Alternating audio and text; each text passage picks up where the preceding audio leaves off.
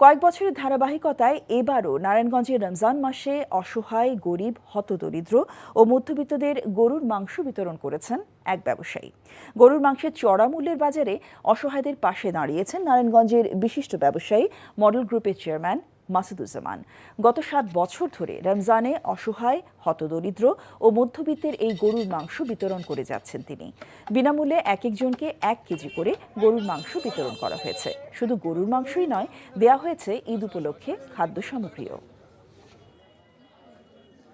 800 টাকা করে আজকে দেখলাম মাংস তো দিছে, ভালো হয়েছে, গরিবের লেগে ভালো হয়েছে।